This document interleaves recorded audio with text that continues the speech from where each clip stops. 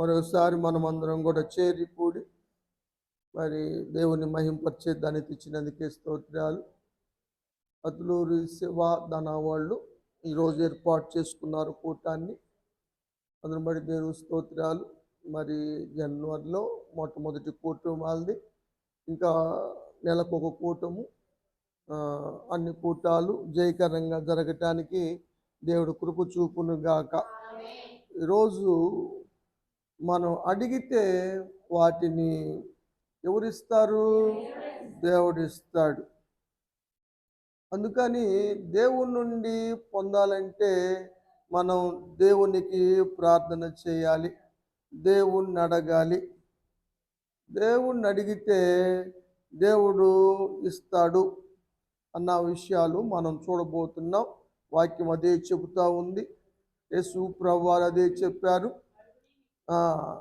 అడిగి పొందండి అన్న అంశాన్ని ఈరోజు మనం ధ్యానం చేయబోతున్నాం. మత్తయి సువార్త 7వ అధ్యాయము 7వ వచనం చూద్దాం.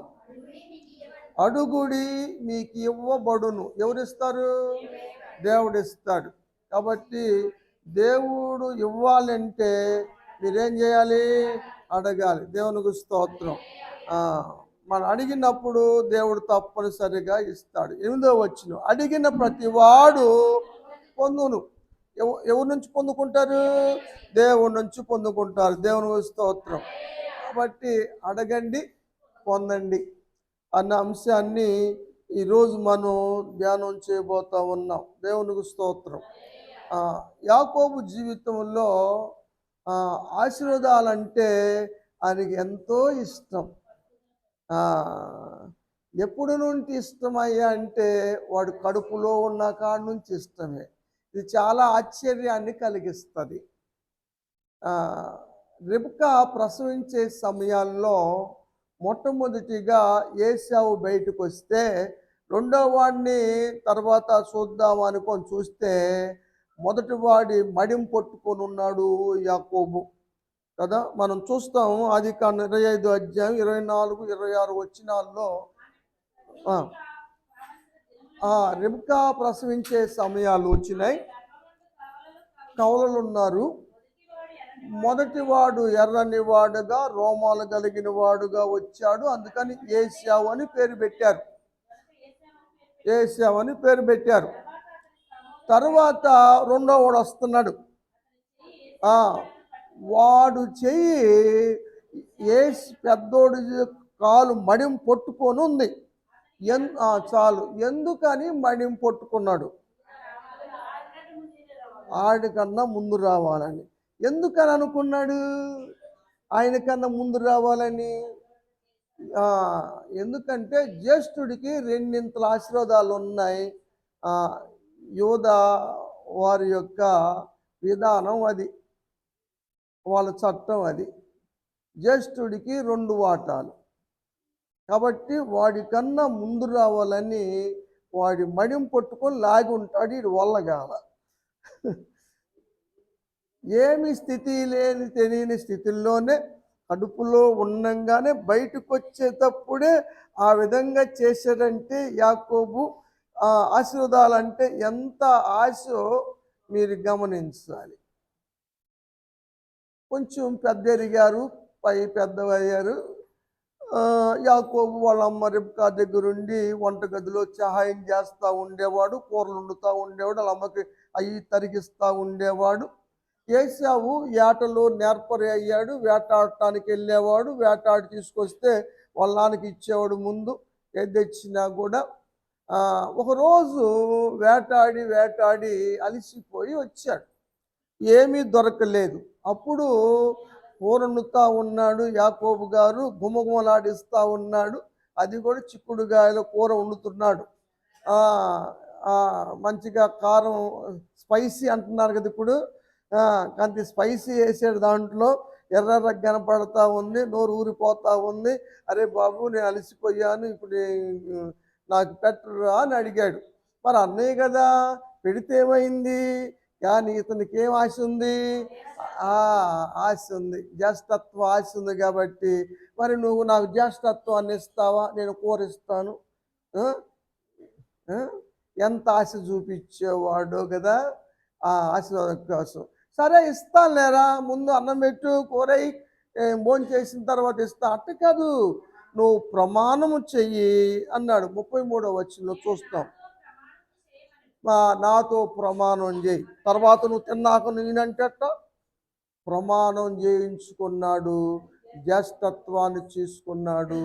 ఎందుకంటే ఆశీర్వాదాలంటే అంత ఆశ ఆయనకి.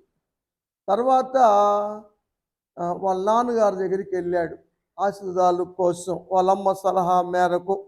27 అధ్యాయము 24 వచనం చూద్దాం. వాళ్ళ నాన్నగారు అడుగుతున్నాడు, అరే గొంతు చూడబోతే యాకోబు గారి గొంతులు ఏముంది, ఏంది అసలు నువ్వు ఏసావేనరా, నా పెద్ద కొడుకువేనా నువ్వు అని అడిగాడు. యాకోబు అంటాడు, నేనే ఏసావునే, నీ పెద్ద కొడుకునే. మరి తొందరగా ఎంత వచ్చేవారంటే, నీ దేవుడే నాకు దొరికేలా చేశాడు అని తండ్రిని మోసం చేశాడు. వాడు తవిడి చూశాడు. వాళ్ళు అమ్మేసిన ప్లాన్లో వాళ్ళు సక్సెస్ అయ్యారు. రోమాలు ఉన్నాయి కదా, ఆ కోసినటువంటి మేక ఎంట్రుకల తోలు యాకోబు కప్పింది. తవిడి చూస్తే ఇస్సాకు రోమాలు కనపడ్డాయి. ఎందుకని వీడు గొంతు మాత్రం యాకోబు గాడి లాగానే ఉంది, కానీ చేతులు పర్లేదు యాకోబు గాడి లాగానే ఉన్నాయి అని దీవించాడు. అక్కడ దీవించాడు. తర్వాత వీళ్ళు గొడవ ఆడుకుంటారు. ఆ విషయం తెలిసినటువంటి అన్న ఏశావు పగపట్టడం, మనసును ఓదార్చుకోవటం. మా నాన్న ఇప్పుడు ముసలితనంలో ఉన్నాడు, మరి కొడుకు ఏమైనా జరిగితే తట్టుకుంటాడు, తట్టుకోలేదు, మా నాన్న దాటిపోతే కానీ వీడంతా తేల్చను అన్న మాటలు, మనసులు ఓదార్చుకోవటం విన్న రెబెకా దాట పంపించేశారు. మేనమామ దగ్గరికి, లాబాను దగ్గరికి వెళ్ళాడు. అక్కడ కూడా ఆశీర్వదించబడ్డాడు. లాబాని అన్నీ కూడా ఇతనికే వచ్చేసినాయి, అవన్నీ పొందుకున్నాడు. కానీ ఒక సత్యం అర్థం అవటానికి చాలా సంవత్సరాలు పట్టింది. 21 సంవత్సరాల పైనే పట్టింది. ఏమిటయ్యా అదంటే, మనుషుల ఆశీర్వాదాల కన్నా కూడా దేవుడిచ్చే ఆశీర్వాదం గొప్పది అన్న సంగతి యాకోబు తెలియటానికి చాలా పట్టింది.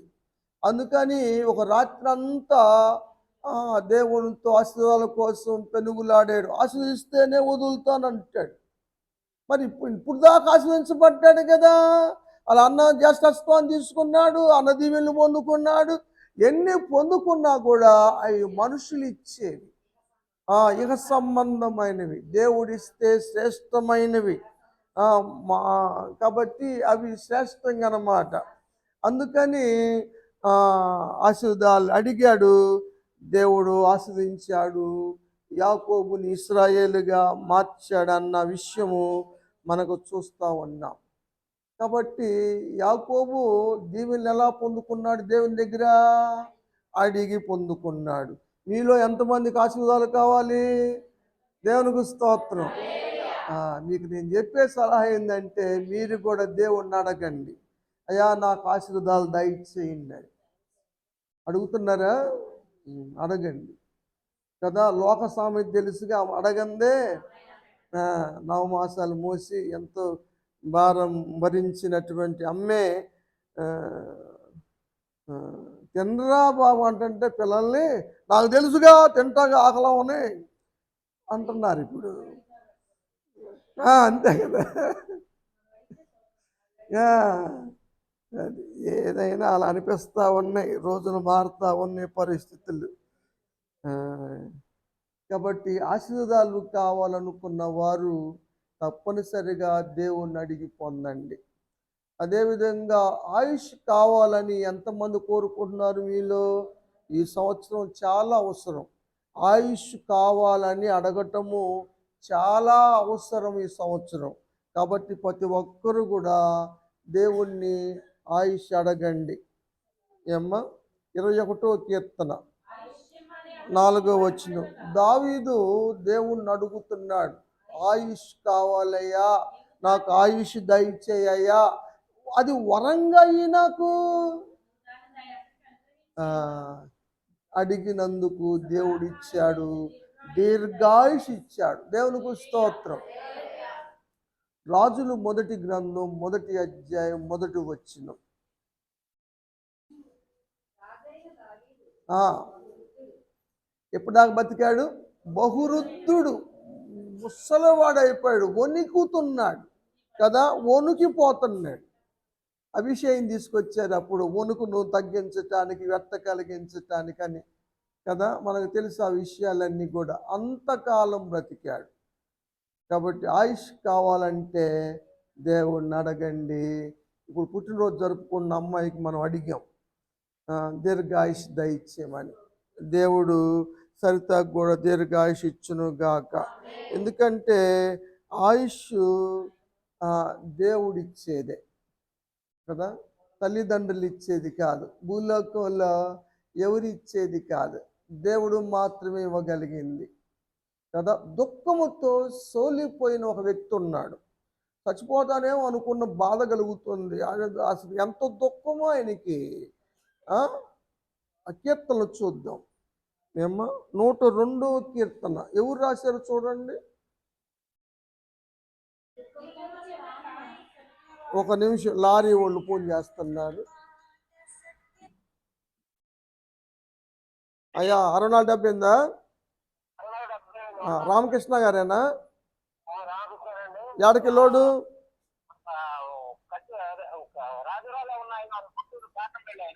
ఎక్కడికి? పేపర్ లోడా?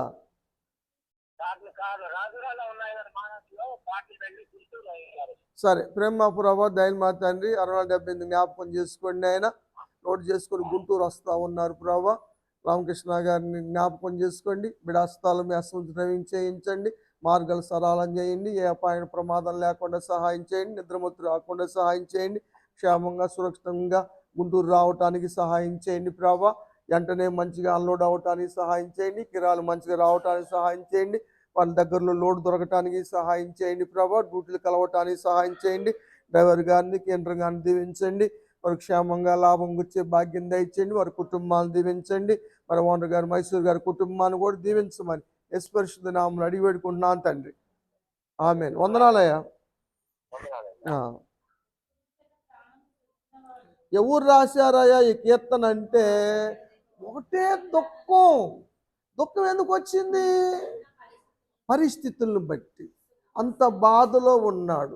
ఏ పరిస్థితులు అయి ఉండొచ్చేమో, ఏమో అనారోగ్య పరిస్థితి అయి ఉండొచ్చేమో, చెప్పలేం. ఆయన అంటాడు, ఒక ప్రార్థన చేస్తాడు 24వ వచనంలో. దేవునికి ప్రార్థన చేస్తున్నాడు, నా దేవా నా దినముల మధ్య నన్ను తీసుకెళ్ళద్దయ్యా. నువ్వు ఎంత ఆయుష్కాలం రాసిచ్చావని నాకు, నేను ఎంతకాలం బ్రతకాలని నేను పుట్టినప్పుడు నువ్వు రికార్డు రాసావో అంతకాలం నన్ను బతకని. అద్దులేమ్మా, అంతకాలం నన్ను బతకని, అంతకుముందు తీసుకెళ్ళొద్దాయా నువ్వు. ప్రార్థన బాగుందా? దేవుడు తల్లి గర్భంలోకి పంపేటప్పుడే దేవుడు ఆయుష్ రాస్తాడు అని దావీదు కీర్తనలో మనం చూస్తాం. 139లో ఉంటుంది కదా. 16 వచ్చిన పిండమున ఉండగా కాక మునిపే నా దినములన్నీ నీ గ్రంథములో లిఖితములైనాయి. మన ఆయుష్కాలం అంతా కూడా దేవుడు మనం పుట్టేటప్పుడే, తల్లి గర్భంలో ప్రవేశపెట్టేటప్పుడే రాసేస్తాడు. మరి ఈయనేమంటాడంటే, అయ్యా నువ్వు రాసినంతకాలం నన్ను ఉంచు, కానీ ముందుగా తీసుకెళ్ళమాక. అంటే ముందుగా తీసుకెళ్ళే అవకాశం ఉందా? ప్రసంగి రాస్తాడు 7వ అధ్యాయం 17వ వచనం. ఒకవేళ నువ్వు అధికంగా దుర్మార్గ పనులు చేస్తే, బుద్ధిహీనంగా బతికితే, నీ కాలానికి కన్నా ముందు, అంటే దేవుడు ముందుగా తల్లి గర్భంలో ప్రవేశపెట్టినప్పుడు రాసిన ఆయుష్కాలం కన్నా ముందే చచ్చిపోతావు నువ్వు. ఆయుష్ గురించి ఎంత వివరణ ఇచ్చాడు కదండి. 55 కీర్తనలో కూడా ఒక మాట ఉంటుంది, 23వ వచనం పైన చూడండి.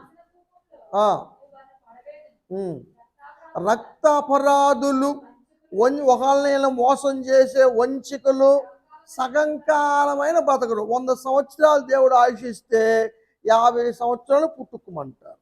కారణం ఏమిటయ్యా అంటే వాళ్ళు వంచారు, ఒకళ్ళు మోసం చేశారు కాబట్టి బ్రతకరు.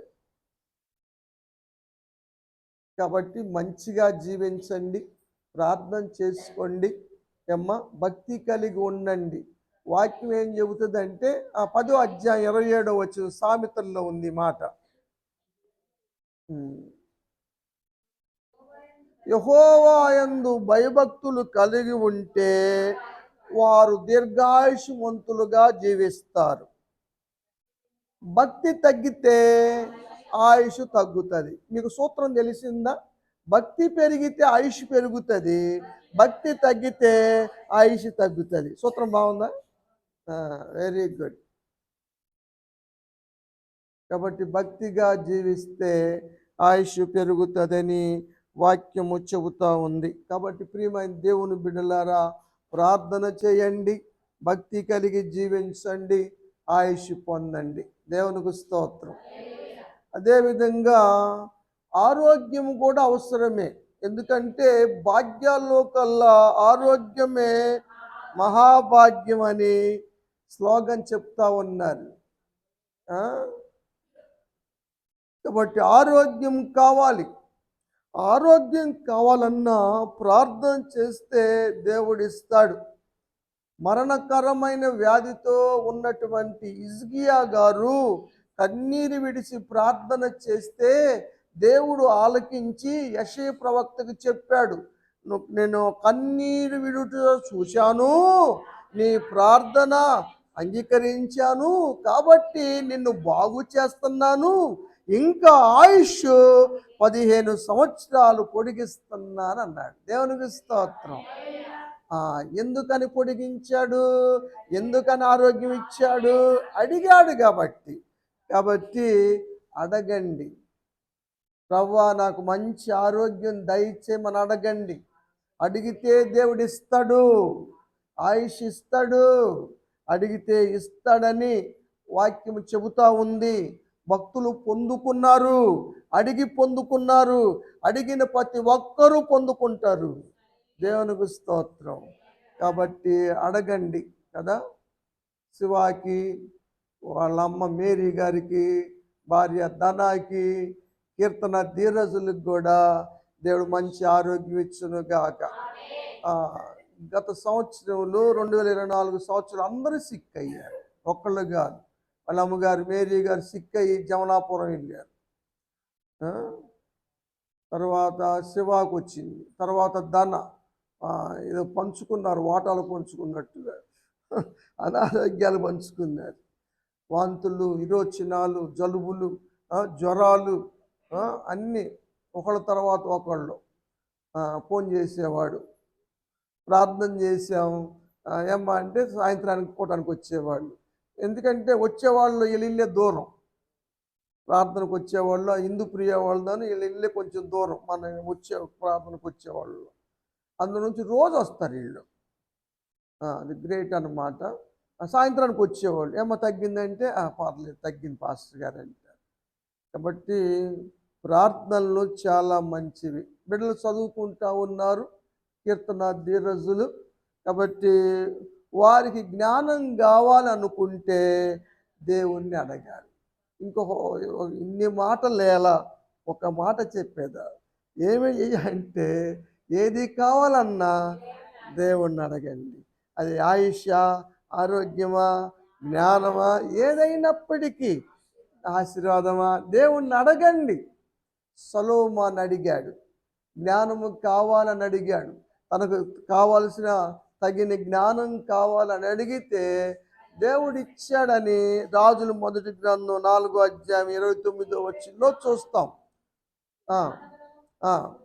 దేవుడు జ్ఞానమును బుద్ధిని వర్ణింప శక్యము గాని వేసిన గల మనసును సొలొమోనుకు ఎందుకు దయచేశాడు? అడిగాడు కాబట్టి మీ బిడ్డల కోసం అడగండి అమ్మ. బిడ్డలకు అన్ని నేర్పించాలి. నోరు లేని కోళ్ళు సైతము కోడి పిల్లలకు నేర్పిస్తున్నాయి. కోడిని ఎంబడిస్తాయి కోడి పిల్లలు, తల్లిని ఎంబడించలేకపోతున్నాయి కదా. కొంచెం నేను చెబుదామంటే ఇప్పటికే బాధపడతారేమో అని కొంచెం కొన్ని దిగమింగాల్సి వచ్చింది, కానీ తప్పటం లేదు చెప్పక.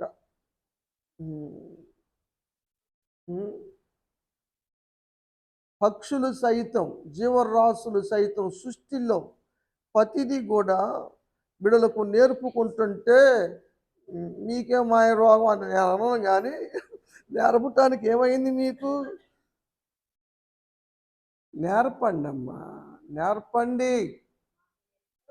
దేవుని నుంచి పొందుకోవటానికి మీరు దేవుని సన్నిధికి నడిస్తే వాళ్ళు వస్తారు మీ అంపటి. కోడెటు తిరిగితే పిల్లలు తిరగట్లా, తల్లి కోళ్ళు అనుకోండి మీరు. బిడ్డల కోసం ప్రార్థన చేయండి కదా. యాకోబు తన పత్రికలో రాస్తాడు, మీలో ఎవరికైనా జ్ఞానము కొదువుగా ఉంటే దేవుణ్ణి అడగవలెను, అప్పుడది ఎప్పుడు అడిగినప్పుడు ఆ జ్ఞానము అనుగ్రహించబడును. దేవునికి స్తోత్రం. మీ బిడ్డలకు జ్ఞానం కొదువుగా ఉందా, ఎక్కువగా ఉందా? కొదువుగా ఉంటే అడగండ్రా, నా పిల్లలకి జ్ఞానం దయచేయండి అని, జ్ఞానం దయచేయండి అని అడగండి. దేవుడు ఇవ్వడంటారా? దేవుడు ఇచ్చాడు ఇంతవరకు కదా. నేను పెద్ద పెద్ద కార్పొరేట్ స్కూల్లో చదివించలేదు పిల్లల్ని. జీవన్నైనా, లావణ్యైనా, అభిషేక్నైనా మామూలుగానే చదివించే వాళ్ళు మెరిట్తోనే డిస్టింక్షన్ తెచ్చుకున్నారు. 9 భాషలు మాట్లాడగలుగుతున్నారు. 15 రోజుల్లో బైబిల్ మొత్తం చెప్పగలరు వాళ్ళు. మరి నేర్చుకున్నారు. దేవునిచ్చిన జ్ఞానమే, పైనుంచి వచ్చిన జ్ఞానం. నేను నేర్పిన జ్ఞానం కాదు. నేను కేవలం ప్రార్థనే చేశా. ఇప్పుడు పాసం గారు అన్నం చూడు, మా కుటుంబానికి జయుడిగా, నాకు జయుడిగా అని.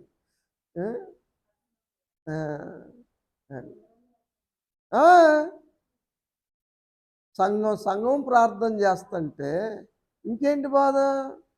మనం సంఘం కోసం మనం చేస్తాము, మన కోసం సంఘం చేస్తుంది, అదే బంధం కదా. అంతే కదా, మీకు బాగా తెలుసు కదా అన్నీ. అదనమాట. కాబట్టి అడగండి, పొందండి అన్న విషయాన్ని మనం చూస్తూ ఉన్నాం. యేసు ప్రభువు చెప్తారు 15వ అధ్యాయం యోహాను సువార్తలో ఒక మాట చదువుదాం, 7వ వచనం. దేవుని మాటలు విని దేవుళ్ళు నిలిచి ఉంటే మీకేది ఇష్టమో అదే అడగండి, దేవుడు అనుగ్రహిస్తాడు. నిజంగా కావాల్సినవి, అవసరమైనవి, ముఖ్యమైనవి అడగండి. అది దేవుని చిత్తములు అడగండి, దేవుడు తప్పనిసరిగా ఇస్తాడు. జమలాపురంలో ఇల్లు అమ్ముబడాలా? ప్రార్థన చేయండి, ప్రభువా మంచి రేటుకి అమ్మాలనైనా అని ప్రార్థన చేయండి. ఎటుకూడి ఇక్కడ మీకు స్థలం ఇస్తారు. ఇక్కడ ఇల్లు కట్టుకోవాలా? అడగండి. ఎందుకంటే యెహోవా కట్టించిన ఎడల ప్రయాస వ్యర్థమే. ఇక్కడ ఊర్లో ఎక్కువ శాతం ఇక్కడ పుట్టిన వాళ్ళకన్నా బయట నుంచి వచ్చిన వాళ్ళు ఎక్కువ అనుకుంటారు కదా. ఇక్కడికి వచ్చేటప్పుడు ఇల్లుండే వచ్చారు అందరూ అద్దెల్లో ఉన్నవాళ్ళు లేరా? ఇప్పుడు సొంత ఇల్లు లేవా? ఎట్టొచ్చినాయి? దేవునికి స్తోత్రం. వీళ్ళకు కూడా ఇచ్చునుగాక. అడగండిరా, అడగండి అమ్మా. ప్రార్థన చేయటానికి ఏమైంది?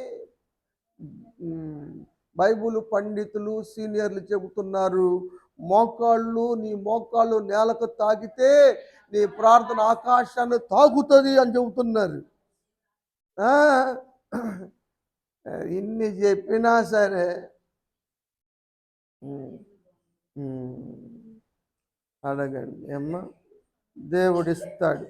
ఇక్కడ అందరం కూడా దేవుడు ప్రియులు, తన ప్రియులకి దేవుడు ఇచ్చుచున్నాడని సొలొమోనే రాశాడు, మనకు తెలుసు. కాబట్టి దేవుడు ఇస్తాడు, అడగండి. శివాకి స్థిరమైన పని కావాలా? అడగటమే. ఇస్తాడా? దేవుడు తప్పకుండా ఇస్తాడు. రక్షణ కావాలా? ఇంకేముంది, అందరు తీసుకున్నారుగా. ఇంట్లో వీళ్ళు ముగ్గురే ఉంటున్నారు, వీళ్ళు గదిలో. ఇంక చిన్నపిల్లలు ఇంక వీళ్ళు చదువుకున్న పిల్లగా స్కూల్కి వెళ్తున్నారు వీళ్ళు. ఇంక వీళ్ళు ఏజ్ రాలా, రక్షణ పొందారు కదా. రక్షణలో కొనసాగాలి, రక్షణలో అభివృద్ధి చెందాలి, అమ్మా. రక్షణలో ఎదగాలి. రక్షణలో ఎదుగు నిమిత్తం ఏం చేయాలి? ప్రార్థన చేయాలి. పేతురు గారు రాసినట్టున్నాడు, 2వ అధ్యాయంలో పై పేపర్లో కనపడుతుంది. మీరు కొత్తగా పుట్టిన శిశువులు పోలిన వారై. ఎందుకయ్యా ఈ పాలు? రక్షణ విషయంలో ఎదుగు నిమిత్తం తీసుకున్న రక్షణలో మీరు ఎదగాలంటే అది మన దగ్గర పాలు లేకపోయినా బయట పాలు తెచ్చేస్తున్నారు. మొన్న పాపం గేద చాలా బాధపడుతుంది. ఏందమ్మా గేద బాధపడుతున్నావంటే, నా పాలు దాగి పెరుగుతున్నారు కానీ ఆవును మాత్రం అమ్మ అంటున్నారు, నన్ను కనీసం పిన్ని అని కూడా అంటలేదు అని గేద బాధపడుతుంది. కామెంట్స్ పెడతారుగా. అరే మా పనండ్రా, మందేం పోయింది, తాగుతున్నాం కదా.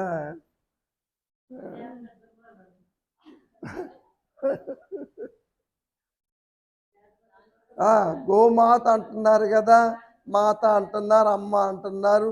మరి నేను అంత మాత్రం తీసిపోయానా? మరి తాగేదేమో నా పాలే. కనీసం పిన్ని అనండి, కనీసం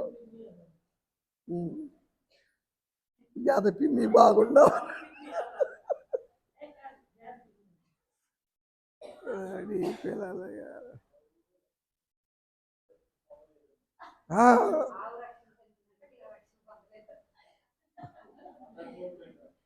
అంతే కొట్టగానే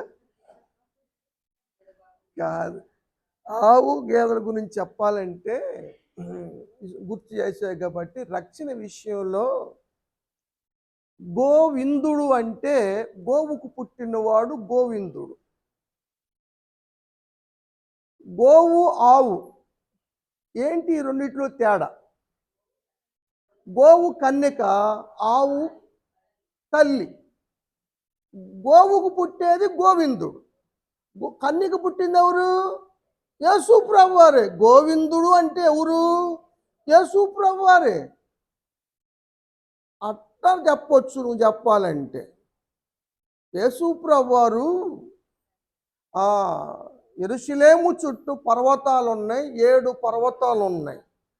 7 కొండలవాడు గోవిందుడు. ఆ పర్వతం మీద విందు చేయును సమస్త జనుల కొరకు, మరణము తప్పించి. యెషయా గ్రంథంలో ఉంది, 26వ అధ్యాయం ఒక మార్జిలో ఉండి చూడండి. ఏమా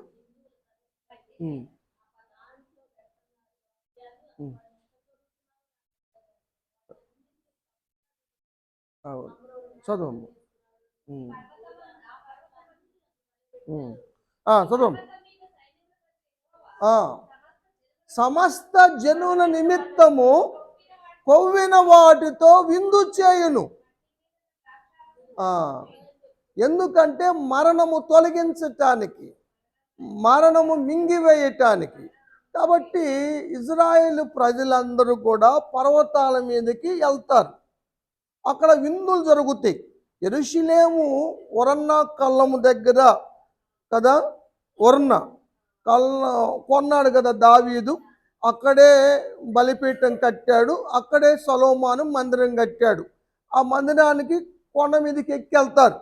ఎక్కెళ్ళేటప్పుడు తినొచ్చిన వాళ్ళు కిందకు వస్తూ ఉంటారు, తినాల్సిన వాళ్ళు పైకి వెళ్తూ ఉంటారు. ఏ విందు రాయాలా? గోవిందు. అరే గోవిందు గోవిందు అనుకుంటూ వెళ్తారు, అది గోవిందు. ఏది గోవిందు.